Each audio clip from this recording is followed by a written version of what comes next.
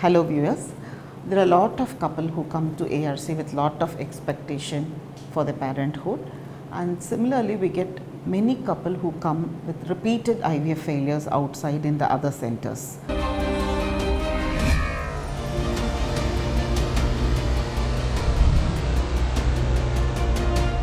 So they fail due to various reasons, and most of them are totally unaware of why they fail.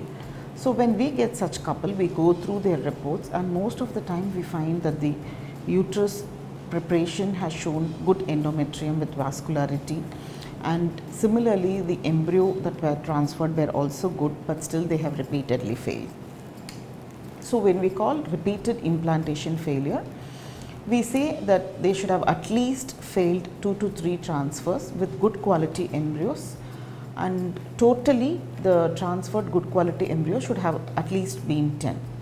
So when we get such couple, and when we understand that the endometrium and the embryo transferred have been good, but still the implantation has failed, we suggest them to undergo an genetic evaluation called endometrial receptivity array. So what is endometrial receptivity array or endometrial receptivity assay, which is shortly called as ERA, mean is natural menstrual cycle can be regular, and the regular menstrual cycle can range between 28 days to 45 days. So there are girls who get their cycles regularly once in 28 days, and there are women who already also get the cycles regularly in 45 days. So when they get once in 45 days regularly without consuming any oral pills, we still call it as regular menstrual cycle.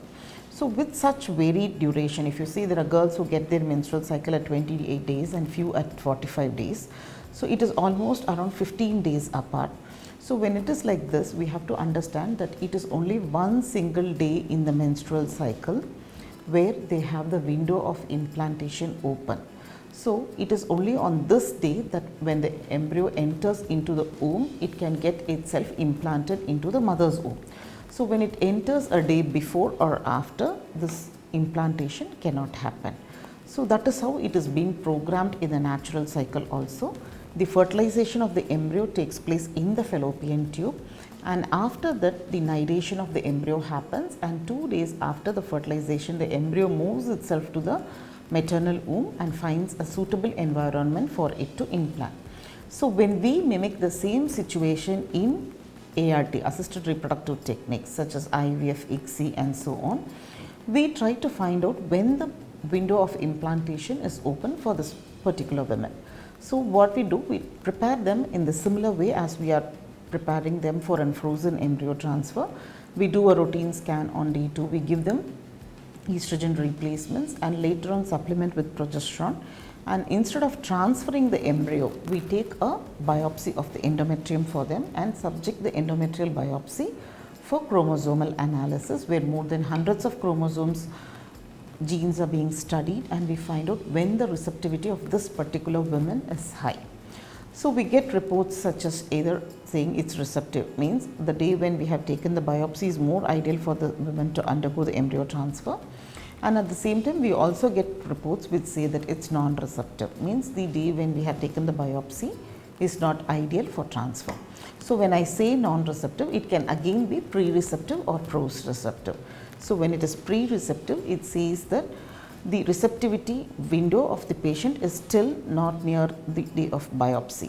So we further talk to the genetic doctor who has done the ERA test for them, and we understand when probably how close we could be to the window of implantation. We alter the progesterone dosage and the number of days of progesterone based on the gene expression, and we then plan their real transfer. But when it says post-receptive, it means the window of implantation has happened and the biopsy has been taken after the window of implantation has closed.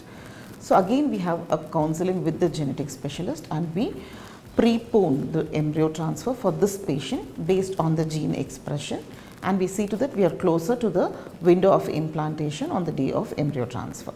So it is very essential for all of us to understand that if some women has failed even 3 times or more than that, this ERA test would do wonders for them, and with very good clinician to monitor the endometrial preparation, and with very good genetic specialist to understand the expression, gene expression, and when there's a good communication between the clinician and the genetist, it is very easy for us to prepare this woman close to the window of implantation and have her a successful pregnancy going on. So by doing such methods, we can prevent this woman from going on with the surrogacy program, and she can successfully have an ongoing pregnancy with her own womb. So there are more than thousands of patients who have come to ARC who have done this ERA test and benefited. So if you need to know any information about this, you can feel free to get in touch with us, and you can post your questions in our comment box session also. Thank you.